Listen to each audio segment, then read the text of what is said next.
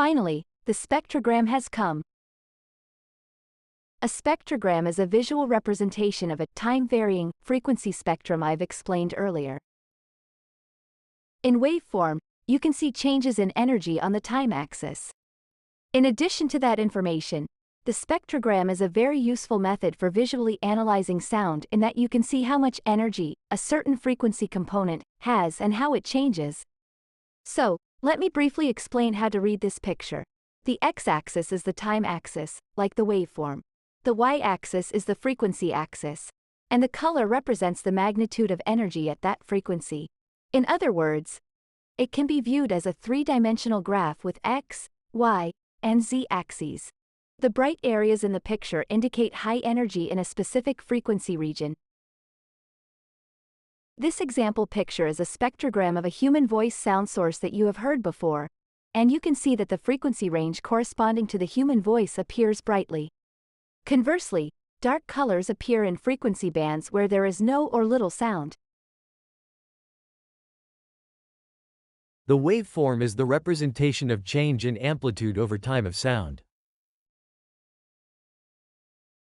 If you draw the spectrogram in 3D, it will look something like this. The area that was brightly displayed in the previous picture appears high along the z-axis in the 3D picture. Beautiful, isn't it? Let's look at some examples.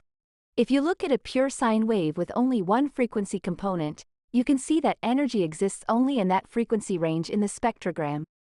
In the second picture, the spectrum plot, the sharply raised part is 440 Hz, which is the fundamental frequency of this signal.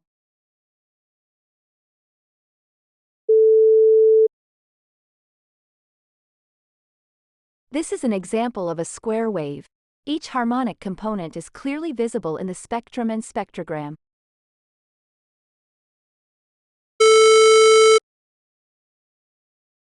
This time it's sawtooth. Again, each harmonic component is clearly visible.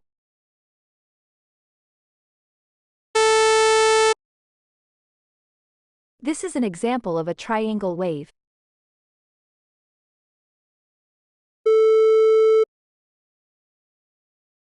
This time, let's look at an example where the frequency component changes over time.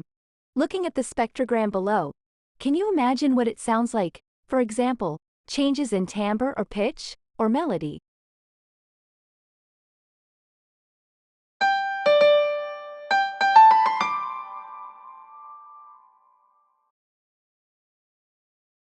The lowest frequency located at the bottom is the fundamental frequency, which determines the pitch of the sound, and the frequency components above it are harmonics. As you can see, the harmonics are very clearly evident.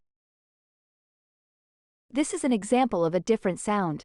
It looks noticeably different from the piano sound you saw just before.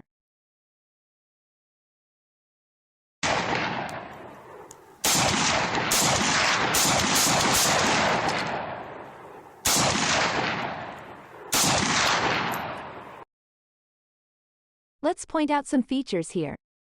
First, frequency energy appears to exist suddenly over time. You can almost see the edge. As discussed earlier in the waveform section, this can be interpreted as having a very short attack time. In other words, a loud sound appearing suddenly.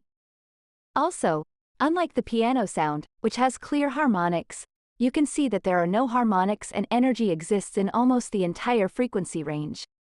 In other words, this sound can be interpreted as a sound close to noise. While thinking about these facts, let's listen to this sound again.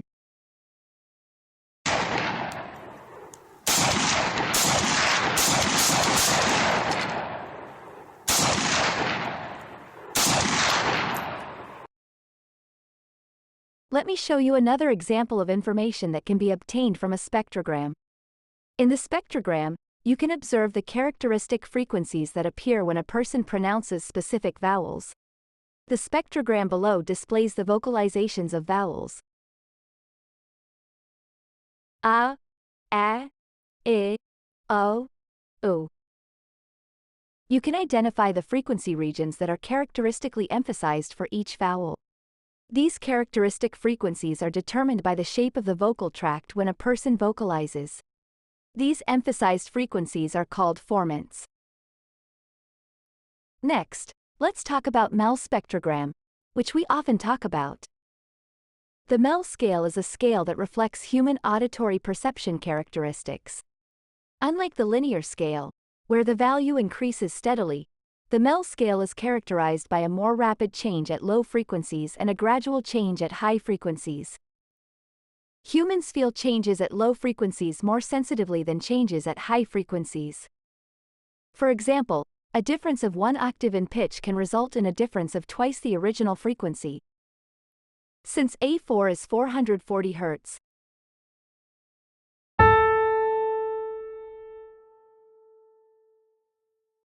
A5 is 880 Hz, which is a 440 Hz difference.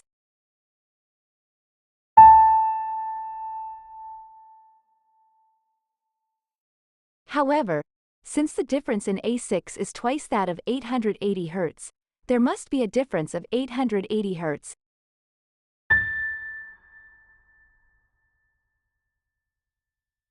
And by the same principle, the difference between A6 and A7 is 1760 Hz.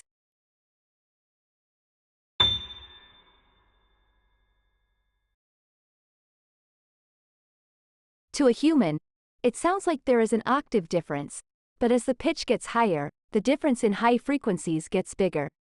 In this way, humans become insensitive to changes in pitch due to frequency changes at high frequencies, and the MEL scale reflects this. If you look at this plot, the frequency doubles as the octave goes up, but when we convert this to the MEL scale, you can see that the value increases almost linearly. Applying this MEL scale to the frequency axis of the spectrogram results in a MEL spectrogram. On the left is a typical spectrogram, and on the right is a MEL spectrogram. First of all, if you look at the y-axis scale, it does not increase linearly but rather doubles. As a result, the effect is that the lower frequencies appear to be elongated, and thanks to this, sounds below 1000 Hz are emphasized, making it quite effective in sound analysis. Taking the human voice as an example, most sounds are below 4000 Hz, so it is more meaningful to analyze sounds below 4000 Hz rather than higher frequency bands. That is why MEL spectrograms are usually used as input features for machine learning models in not only speech processing tasks such as speech recognition, speaker identification, and emotion recognition but also general sound AI. By doing this, essential characteristics of the audio signal relevant to human perception can be highlighted and captured.